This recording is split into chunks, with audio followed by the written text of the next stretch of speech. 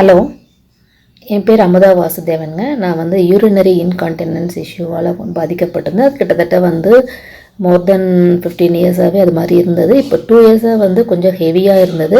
அதை பற்றி என்ன பண்ணுறது, எந்த டாக்டர் பார்க்குறது, அந்த மாதிரி ஒரு ஐடியா இல்லாமல் இருந்தேன். மெட்டேஜோட ஆட் நான் ஃபேஸ்புக்கில் பார்த்தேன். அப்போது நான் அங்கே கொடுத்துருக்குற நம்பரை வச்சு நான் அவங்கள காண்டாக்ட் பண்ணேன், புக் பண்ணேன்.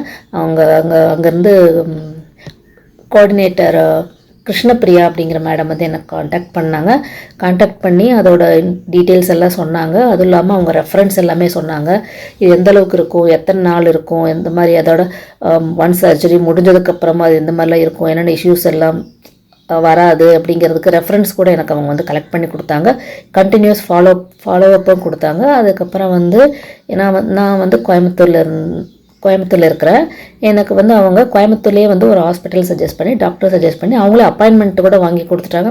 நான் அவங்க கூட பேசினதுக்கப்புறம் கூட போகலாமா அப்படிங்கிற மாதிரி ஒரு திங்கிங்லேயே இருந்தேன். ஆனால் அவங்களே அப்பாயின்மெண்ட்டும் புக் பண்ணி கொடுத்து எனக்கு ஹெல்ப் பண்ணி கொடுத்தாங்க. நான் அங்கே டாக்டரை போய் பார்த்ததுலேருந்துமே சர்ஜரி வரைக்குமே அவங்க எனக்கு ஃபுல்லாக கோஆர்டினேட் பண்ணாங்க, ஃபாலோ பண்ணாங்க, எல்லாமே பண்ணி கொடுத்தாங்க. இப்போ நான் சர்ஜரி முடித்து எனக்கு ஒரு ஆல்மோஸ்ட் இப்போது 13 days ஆச்சு. இப்போ நான் நல்லாவே இருக்கிறேன். எனக்கு அந்த இஷ்யூவும் இல்லை.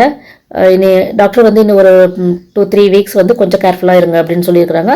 ரொம்ப பெருசாகவும் வேறு மாதிரியெல்லாம் இல்லை, ஈஸியாக தான் இருக்குது. பெரிய ப்ராப்ளம் எல்லாம் ஒன்றும் இல்லை. சர்ஜரி பண்ணங்காட்டி அந்த ஒரு 10 days அப்படிங்கிறது கொஞ்சம் கஷ்டமாக இருந்தது, ஒரு டிஸ்கம்ஃபர்ட்டாக இருந்துச்சு, அவ்வளோதான். இப்போ நல்லாவே இருக்கிறேன். Thank you Krishnapriya ma'am, thank you so much.